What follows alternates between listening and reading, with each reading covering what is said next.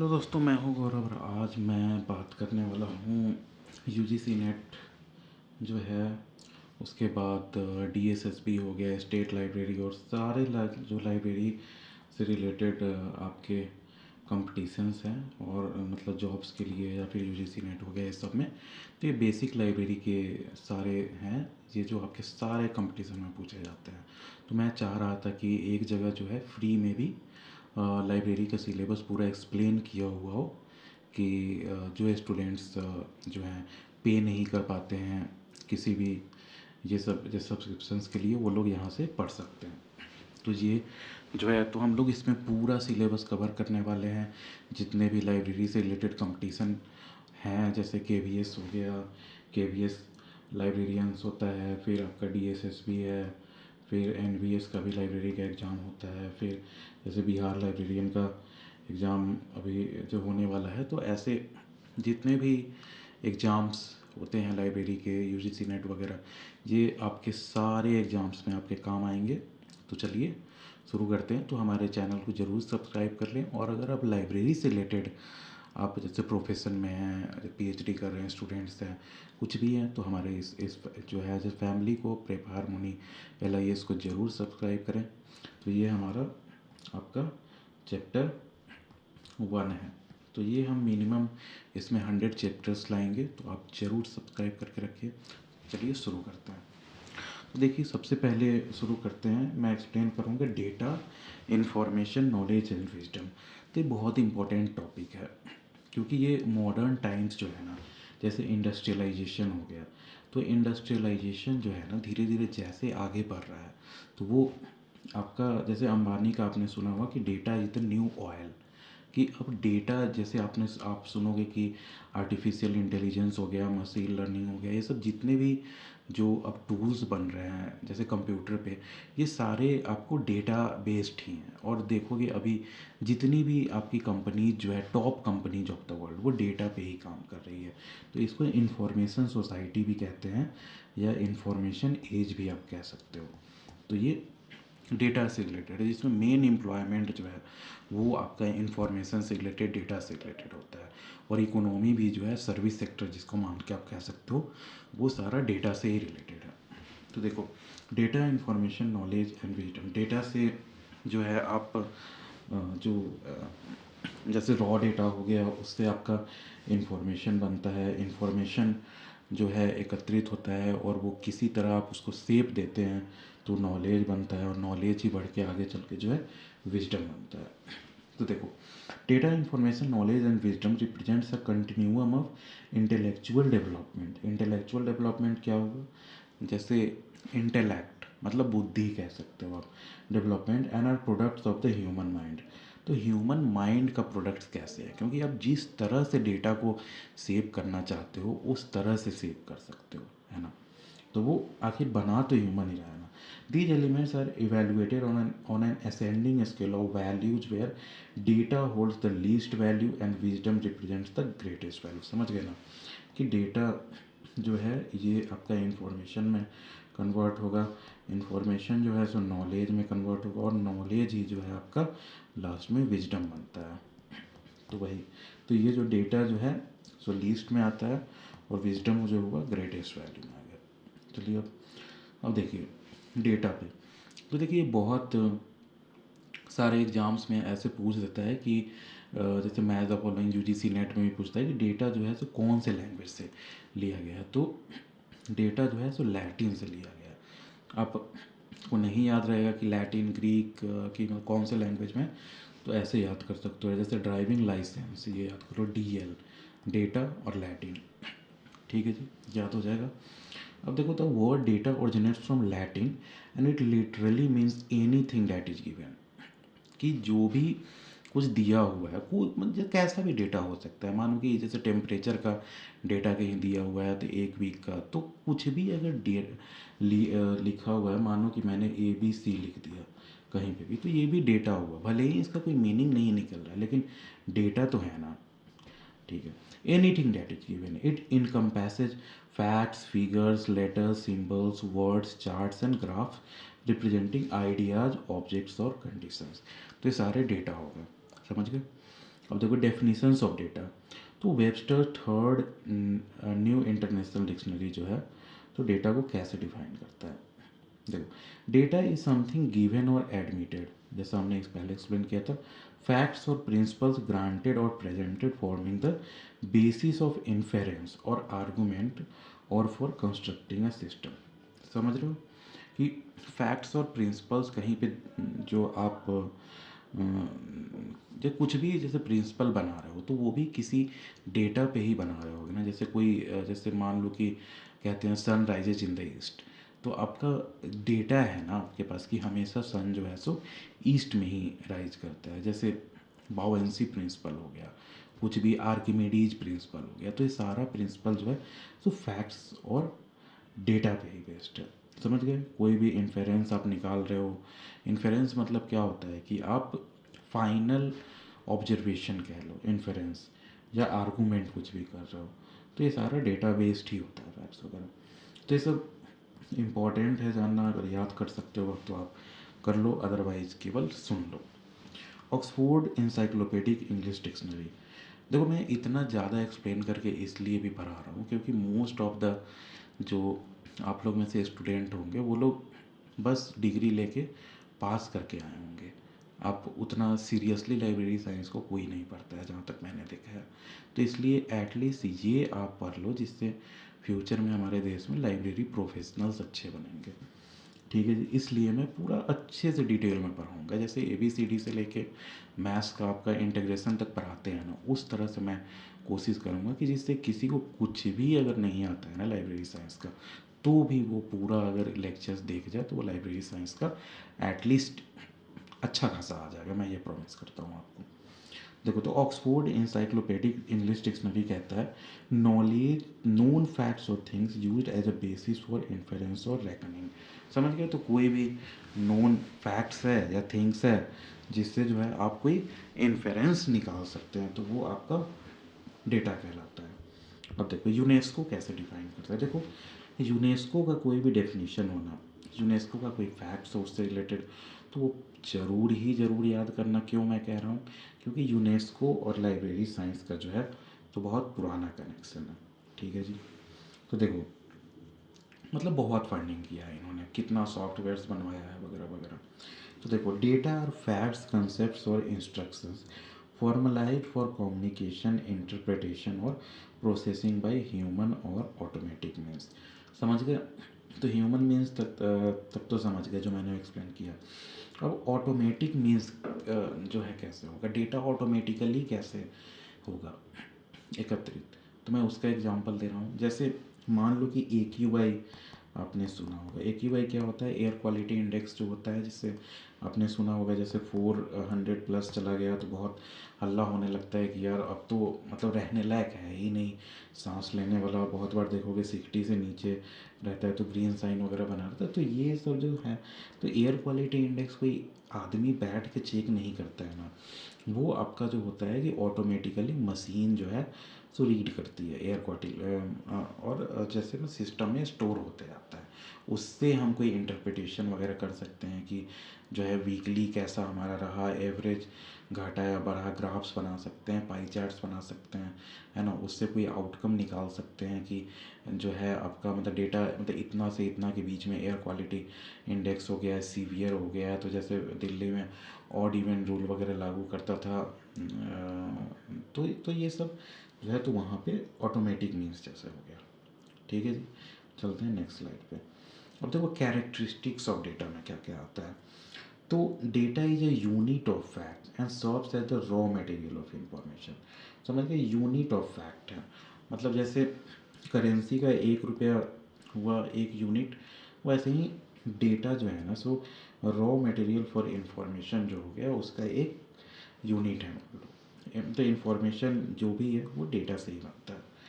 जैसे हमने जो पहले पढ़ा था कि डेटा जो है इससे इंफॉर्मेशन बनेगा, इससे नॉलेज बनेगा, फिर उससे जो है आगे चल के विजडम, तो वो समझ सकते हैं। तो उसका रॉ मटेरियल कहाँ से स्टार्ट हुआ, तो डेटा से स्टार्ट हुआ।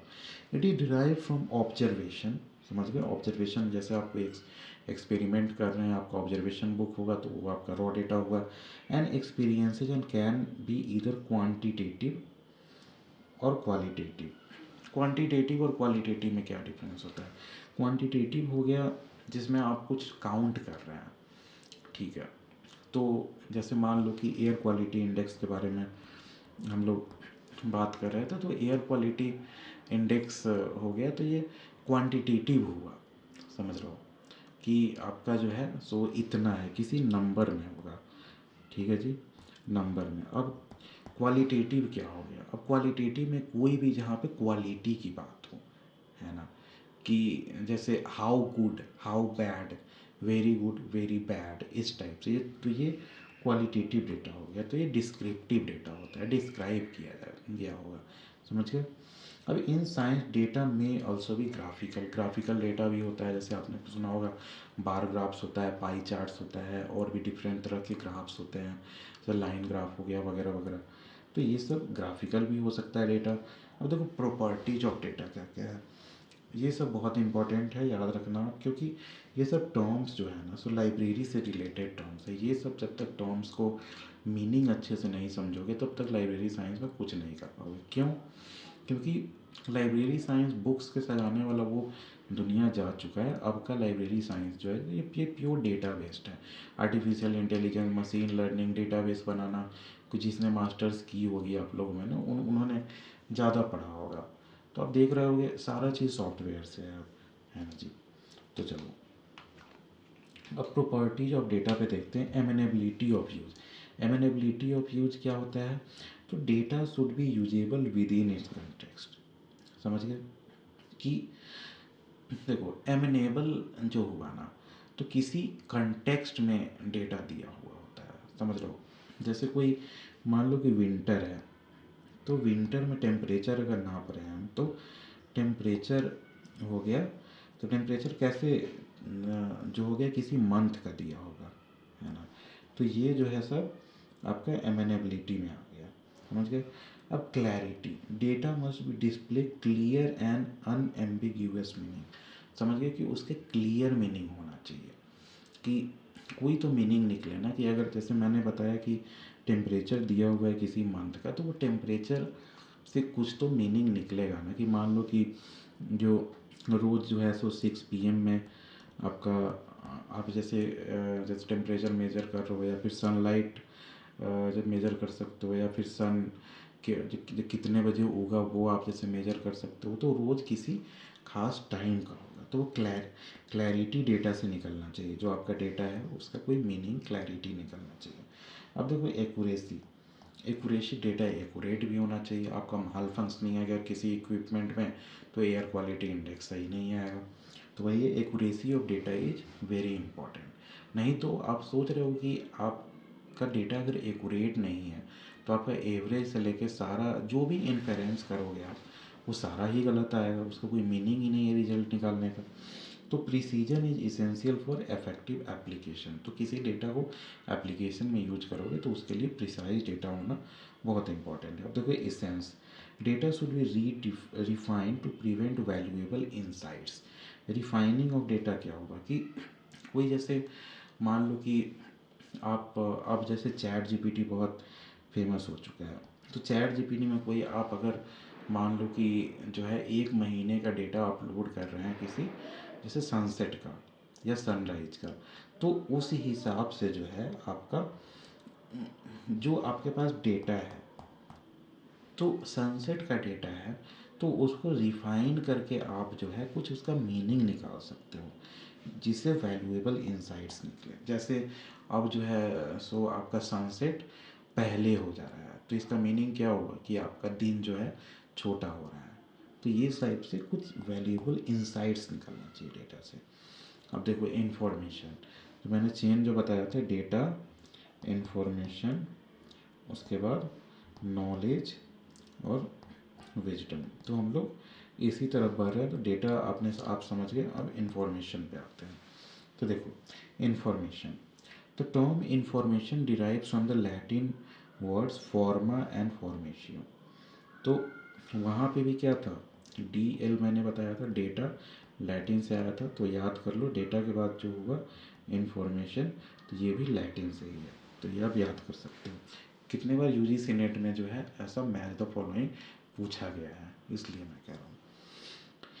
तो ये जो इन्फॉर्मेशन जो है सो लैटिन वर्ड फॉर्मा और फॉर्मेशियो से बना है, implying the act of giving shape और फॉर्मिंग पैटर्न्स। समझ गए?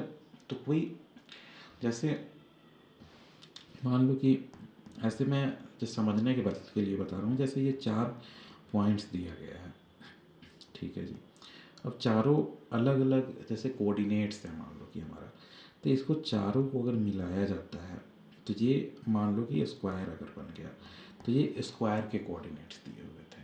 तो वैसे ही जो है सो गिविंग शेप और फॉर्मिंग पैटर्न्स, तो कोई पैटर्न बनना चाहिए। मैं ये जैसे ज्योमेट्रिक पैटर्न का ही नहीं बात कर रहा हूँ, मैं किसी भी तरह का पैटर्न बात कर रहा हूँ। जैसे आपका पॉपुलेशन सेंसस हुआ, जो आपका जनगणना कहते हैं हिंदी में, तो पॉपुलेशन सेंसस से आपका पैटर्न पता चलेगा ना, हिंदू पॉपुलेशन कितना बड़ा, मुस्लिम पॉपुलेशन कितना बड़ा, अर्बन में कितना पॉपुलेशन ग्रोथ हो रहा है, किस स्टेट में ज़्यादा पॉपुलेशन ग्रोथ हो रहा है, किस स्टेट में जो है कौन सी कम्युनिटी जो है सो ज़्यादा पॉपुलेशन ग्रोथ कर रही है, किसका जैसे मोर्टेलिटी रेट ज़्यादा है ना, ये सब। तो ये सब जो है मतलब इंफॉर्मेशन जो हो गया सो गिविंग शेप और फॉर्मिंग पैटर्न्स, तो ये सब द पैटर्न्स के अंदर आता है। अब देखो, information is process data that has been organised and presented to facilitate better understanding. तो वही है कि इससे क्या पता चलेगा, हमारा अंडरस्टैंडिंग बढ़ेगा, क्योंकि रॉ डेटा से आपका अंडरस्टैंडिंग जो है पैटर्न, जब तक डेटा है किस लिए, क्योंकि पैटर्न रिकॉग्नाइज करने के लिए ना। जैसे आप, मैं एक और चलो इसके साथ ही बता देता हूँ, जैसे कितने बार कंपटीशन में जो है सो ई कॉमर्स का डार्क पैटर्न्स के बारे में पूछा, आजकल क्वेश्चन आता है कि डार्क पैटर्न क्या है ई कॉमर्स का। तो ये जैसे आप देखोगे कि आप जो भी गूगल वगैरह पे सर्च कर रहे हो, आपका स्पेंडिंग हैबिट्स, फिर आपको जो है ये जो है आपको जैसे जल्दी जल्दी जैसे खरीदवा देना, कि जो है एक ही जो है जो प्रोडक्ट बचा हुआ है उसको आप जल्दी नहीं खरीदो तो आउट ऑफ स्टॉक हो जाएगा, या फिर अभी लोवेस्ट प्राइस चल रहा है, ऐसे आपको जब देखोगे तभी आपको ई कॉमर्स वेबसाइट्स पे मिलेगा। तो ये आपको हड़बड़ी कर देता है कि खरीद ही लो, नहीं तो दोबारा मिलेगा नहीं, इस टाइप से। तो वो सब डार्क पैटर्न्स होते हैं ई कॉमर्स के। तो वो सब क्या हुआ, वो सब मतलब कैसे बनाया जा रहा है, तो ये सारा जो है आपका ही स्टडी किया जाता है कि आप क्या सोच रहे हो, कैसे सोच रहे हो, किस कौन सा लिंक देख रहे हो, क्या बात कर रहे हो, ये सारा पैटर्न से ही आपको जो है वैसा ऐड दिखाया जाता है, ठीक है जी। तो ये सब क्या हुआ, ये सब आपका जो है सो पैटर्न फॉर्मेशन हुआ, तो ये सब इंफॉर्मेशन आता है, ठीक है जी। तो आगे बढ़ते हैं, डेफिनेशन ऑफ इंफॉर्मेशन। तो हैरोड्स लाइब्रेरी ग्लॉसरी जो है, ग्लॉसरी इसके ये जो कहता है, information is an assemblage of data in a comprehensive form capable of communication. समझ गए कि ऐसा जो है कॉम्प्रिहेंसिव जैसे फॉर्म में बनाया जाए जिससे जो है सो आपको कम्युनिकेट किया जा सके वो डेटा। आप जो है कम्युनिकेट में जो है डेटा कैसे कर सकते हैं किसी को, ये तो मतलब पूरा आपको जैसे आपस में बात करोगे तो ऐसा तो नहीं है कि जो पूरा मतलब पेज पे जो है जितना जो है जैसे स्टेट और जितना पॉपुलेशन है सबका डेटा किसी को सुनाओगे, वो तो कोई ना कोई पैटर्न निकाल के ही तो बताओगे ना, कि जो है मतलब इकोनॉमिक सर्वे हो गया या फिर पॉपुलेशन सर्वे हो गया, सब चीज़ का किसी पैटर्न में ही तो बताया जाता है कि इतना परसेंटेज बढ़ा, इतना परसेंटेज घटा, यहाँ पे इतना डेवलपमेंट हुआ, डेवलपमेंट नहीं हुआ, वगैरह वगैरह। तो वही वो कम्युनिकेशन के लायक होना चाहिए। तो ये हैरोड्स लाइब्रेरी ग्लॉसरी के अनुसार। अब देखो, ब्राइलोनिन के आधार पे क्या है, cited by Mikhailo et al 1966। Information is the raw material, समझ गए, consisting of mere collection of data, ठीक है जी। हाइस क्या कहते हैं, information is the result of data usually formalize in processing. तो वही है सारा, टेक्निकली वही कहना चाह रहा है, बस मैं जितना है सब बता देता हूँ। देखो, Davis, information is data that has been processed into a form meaningful to the recipient and holds perceived value for decision making. समझ गए? स्टीवेंस क्या कहते हैं? Information comprises factual data, ideas and knowledge identified as valuable, organised and transmitted in a meaningful fashion. समझ गए? वही है, valuable हो जाता है। जैसे वैल्यू एडिशन ऑफ डेटा, समझ रहे हो ना, कि कोई डेटा दिया हुआ है और उसको वैल्यू एडिशन करके, जैसे मानो कि जो मौसम का डेटा हर किसी के पास है, गवर्नमेंट प्रोवाइड करती है with the help of satellites, लेकिन उसी चीज़ को है जो जैसे मीडिया एजेंसी, न्यूज़ वाले लोग देखोगे जो है, और जो वैल्यू एडिशन करके कोई आपको एक्सप्लेन कर देता है टीवी पे आके, है ना, ऑर्गेनाइज करके बताता है और transmitted in a meaningful fashion, meaningful fashion में, जिससे आदमी को समझ में आ सके। अब देखो थर्ड पे आते हैं, नॉलेज, डेटा, इंफॉर्मेशन हो गया। अब नॉलेज पे, the term knowledge refers to an assured belief और समथिंग नोन। समझ गए? कि जिसमें आपका बिलीफ है, जैसे sunrise is in the east, तो आप जो है सो रोज़ का डेटा एकत्रित किए, वो इन्फॉर्मेशन बना, आप उससे ये किए, मतलब इन्फर किए कि सो अच्छा रोज़ का डेटा एक्सप्लेन कर रहा है कि सन जो है सो ईस्ट में ही राइज करता है। तो वो आपका जब प्रूव हो गया कि ये सही है, तो वो क्या बन गया? एस्योर्ड बिलीफ बन गया, वो नॉलेज बन गया। तो वही कहता है, the term knowledge refers to an assured belief और समथिंग नोन, जो हमें पता है। It is information that has been read, heard और सीन, अंडरस्टूड एंड एसिमिलेटेड। समझ गए जो मैंने एक्सप्लेन किया? Knowledge results from the organisation of facts और ideas into a reasoned judgement और एक्सपेरिमेंटल आउटकम। समझ गए जी? तो वही है, रीजन जजमेंट हो गया या कोई एक्सपेरिमेंट किया गया जिससे आउटकम निकला। जैसे मान लो कि एक्सपेरिमेंट का मैं सिंपल कोई एक्सपेरिमेंट बताता हूँ, जैसे फोटोसिंथेसिस का एक्सपेरिमेंट जो है तो प्लांट में किया हो गया होगा। तो उससे जैसे बचपन में आप सबने किया होगा कि एक जैसे जो प्लांट है और उसका कोई लीव्स है, तो लीव्स पे जो एक पॉलीथीन बांध देते थे हम लोग वैसलीन लगा के। तो देखते हो कि कुछ टाइम बाद एक दिन छोड़ दो तो पूरे पॉलीथीन पे जो है तो पानी पानी पानी पानी ऐसे हो जाता है। तो जिससे पता चलता है कि फोटोसिंथेसिस में जो है पानी रिलीज होता है और ट्रांसपीरेशन भी जो होता है, ये पता चला। तो ये क्या हो गया? एक्सपेरिमेंटल आउटकम से हमें ये नॉलेज मिल गया हमेशा के लिए। अब देखो डेफिनेशन ऑफ नॉलेज क्या है। अब वेबस्टर्स न्यू इंटरनेशनल डिक्शनरी जो है तो ये नॉलेज को कैसे डिफाइन करता है? तो knowledge is familiarity gained by experience, practical skill और टेक्निकल एक्विटेंस। तो ये नॉलेज हमें इससे मिलता है। एक्सपीरियंस से समझ गए कि आप रोज़ कहीं जा रहे हो, तो देख रहे हो कि आपको जाते जाते जाते जाते हर रोज़ आपको एक जो है जैसे मॉल दिखता है, मान लो रिलायंस का कहीं मॉल दिखता है, तो आपको जब पता चल गया कि उस रोड में रिलायंस का मॉल है, तो ये समझ रहे हो आपके दिमाग में भी एक तरह से नॉलेज बन रहा है। पहले डेटा आप मतलब एकत्रित करते गए आपका ब्रेन कि हाँ वहाँ पे जैसे आपने देखा है उसको बनते हुए मान लो, तो वो मतलब रोज़ का जो है आपका जब दिमाग जो है स्टोर करते गया, फिर आपने देखा कि वहाँ पे शॉपिंग वगैरह सब शुरू कर ली। एक टाइम बाद वो लैंडमार्क बन गया, जैसे बन गया, तो ये आपका एक तरह से नॉलेज हो गया कि हाँ कोई आपसे पूछेगा कि रिलायंस वाला जो वो मार्ट है वो कहाँ पे है, तो आप तुरंत बता दोगे। तो ये समझ रहे हो दिमाग भी एक तरह से जो है इसी टाइप से काम कर रहा है, data, information, knowledge and wisdom.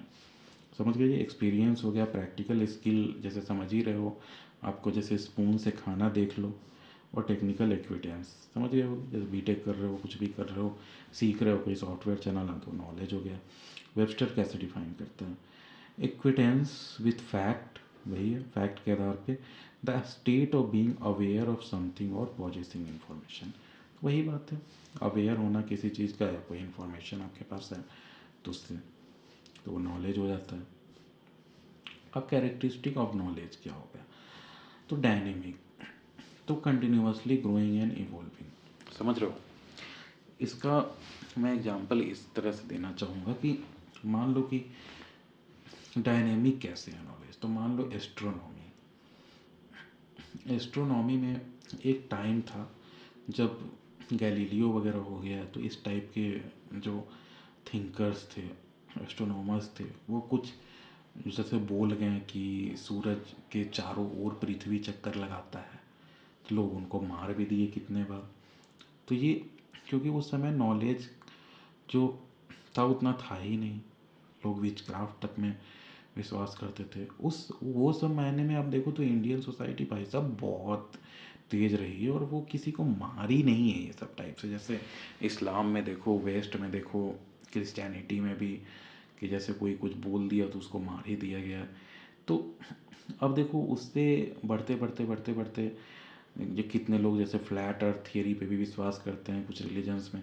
तो ये सब कैसे हुआ? तो ये एक्सपेरिमेंट से जो है धीरे धीरे बढ़ते गए हैं। एक टाइम में जैसे अर्थ का जैसे मतलब कर्वेचर देखे लोग शिप से, तो ये ऐसे गोल टाइप दिखाई दिया।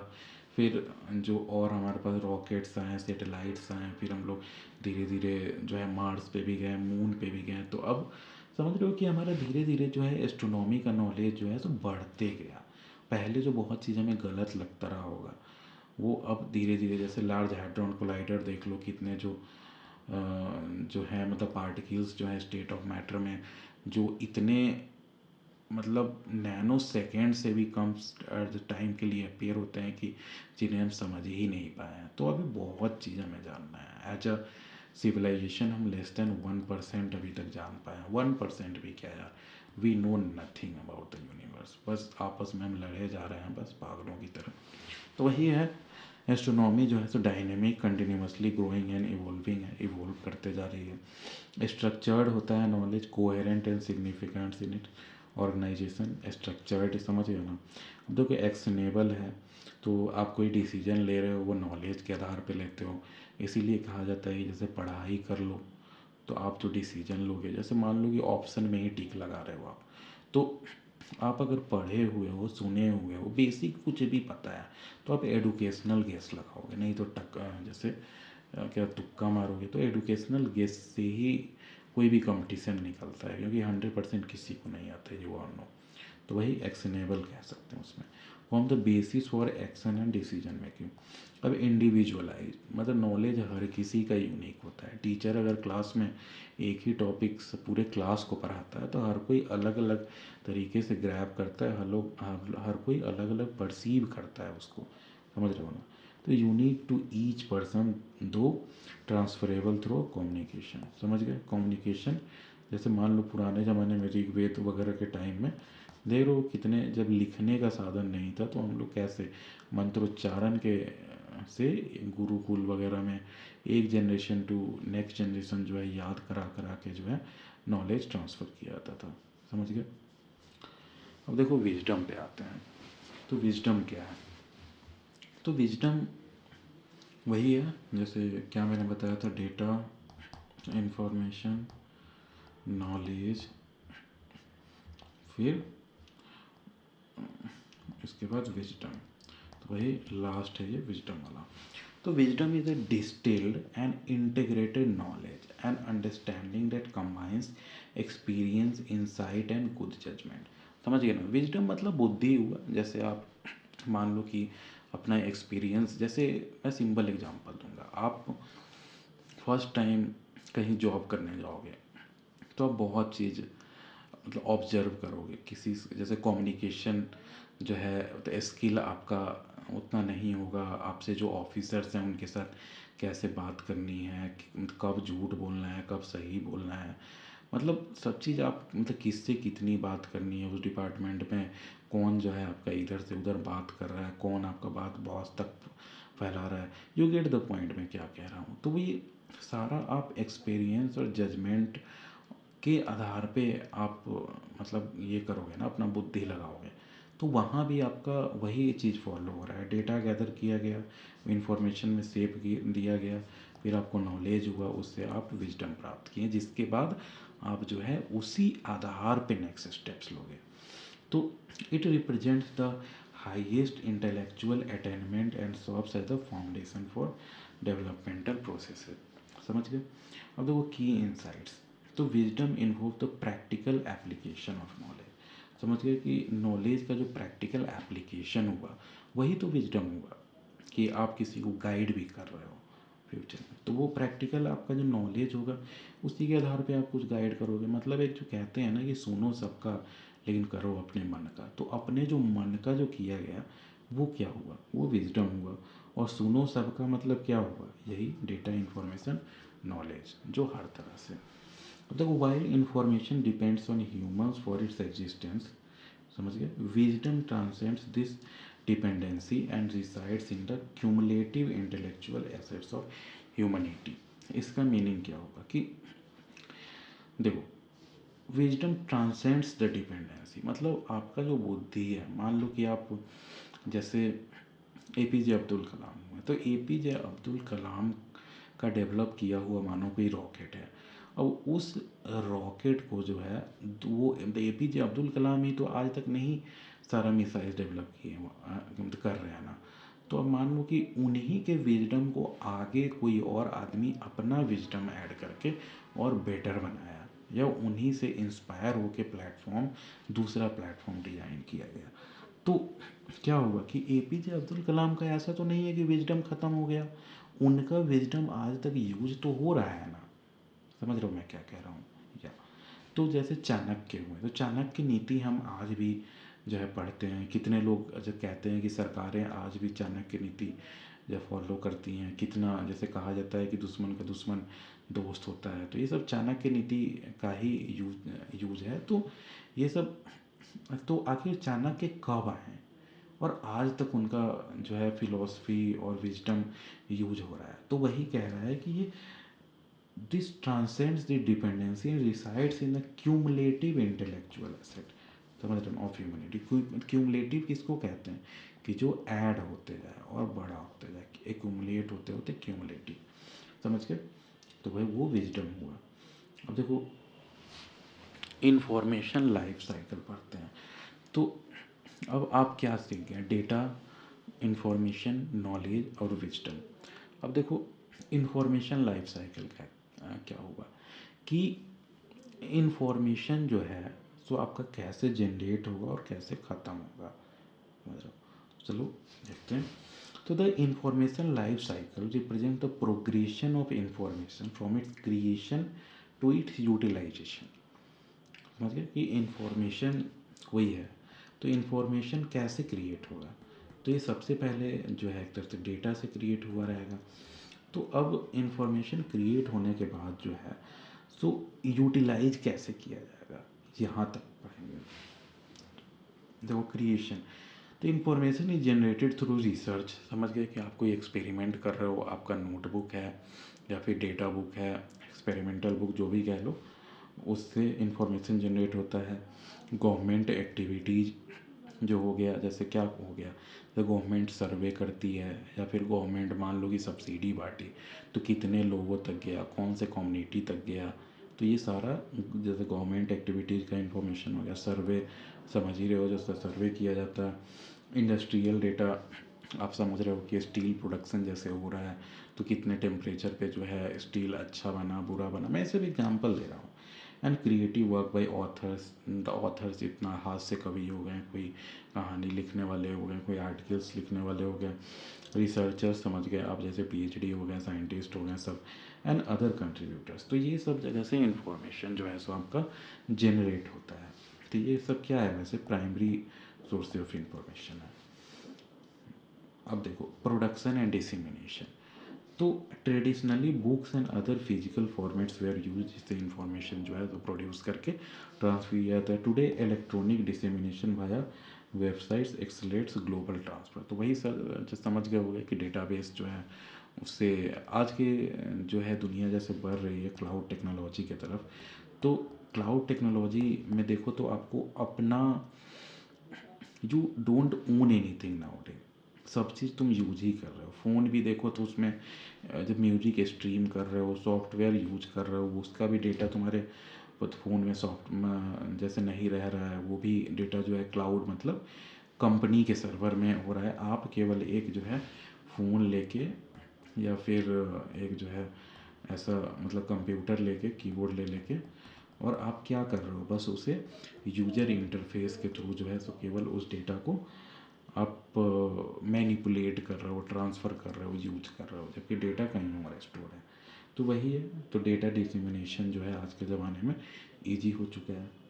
तो अब स्टोरेज, तो डेटा स्टोर कैसे करते हो, तो वही लॉन्ग टर्म प्रिजर्वेशन जिसमें आता है एनएसेसिबिलिटी, लॉन्ग टर्म जब प्रिजर्वेशन सबसे आजकल के ज़माने में देखो तो क्लाउड टेक्नोलॉजी है, जैसे मान लो गूगल क्लाउड। तो गूगल क्लाउड आपके मतलब मोबाइल से जो हैंग होके या फिर जैसे करप्ट होके डेटा जा सकता है, हार्डवेयर से जा सकता है, लेकिन गूगल क्लाउड का डेटा जो है करप्ट होना बहुत मुश्किल है, क्योंकि वो लोग अलग अलग जगह पे स्टोर करके रखते हैं, बहुत सिक्योर रखते हैं वगैरह वगैरह, समझ रहे हो आप। अब एसेसिबिलिटी की कितना कैसे एसेस कर सकते हैं, उस डेटा को कैसे देख सकते हैं। अब फोर्थ स्टेप में आता है कम्युनिकेशन एंड रिट्रीवल। तो कम्युनिकेशन एंड रिट्रीवल समझ गए हो गए कि डेटा जो है इंफॉर्मेशन इज शेयर्ड, डेटा कैसे शेयर कर रहे हो, and retrieve to meet user and effectively, वही। अब देखो, तो इसके बाद जो है सो हमारा टॉपिक होगा information storage, organisation, retrieval and communication. तो ये जो है हम लेक्चर 2 में देखेंगे। तो आप लोग में से जितने लोगों ने चैनल को सब्सक्राइब नहीं किया है तो वो प्लीज़ सब्सक्राइब कर लें। आप लाइब्रेरी साइंस से किसी भी तरह से रिलेटेड है तो मैं चाहता हूँ कि हमारी कम्युनिटी बने लाइब्रेरी साइंस की। तो उसी के लिए मैंने ये चैनल बनाया है, क्योंकि मैं देख रहा हूँ कि अभी भी यूट्यूब पे जो है लाइब्रेरी साइंस का बहुत कम चैनल्स है, और अगर है भी तो वो लोग केवल झूठ मूठ का थोड़ा बहुत एक्सप्लेन करते हैं 4 स्लाइड लेके, और उसके बाद अपना जो है सो बेचना ही चाहते हैं कोई ना कोई कोर्स। तो मैं इसमें सारा इन्फॉर्मेशन आपका फ्री में लाने वाला हूँ। मैं पूरा सिलेबस पढ़ाऊँगा, और फ्यूचर में भी ये चैनल बहुत दूर तक जाने वाला है। तो आप किसी भी तरह से लाइब्रेरी साइंस से रिलेटेड है तो ये चैनल ज़रूर सब्सक्राइब करें। आप जैसे कोई भी कंपटीशन का तैयारी कर रहे हैं, एनवीएस लाइब्रेरी साइंस का जो होता है, केवीएस हो गया, डीएसएसबी हो गया, स्टेट लाइब्रेरी हो गया, फिर यूजीसी नेट हो गया लाइब्रेरी साइंस के लिए, आप BLIS कर रहे हैं, बैचलर्स मास्टर्स, उस सारे चीज़ में आपका ये सारे लेक्चर्स बहुत इंपॉर्टेंट होने वाले हैं, क्योंकि मैं इसमें सारा चीज़ जो बेसिक्स है पूरा टू एंड मैं लाइब्रेरी साइंस का बहुत अच्छे से एक्सप्लेन करूँगा। तो हमारे चैनल को ज़रूर सब्सक्राइब करें। Thank you, have a nice day.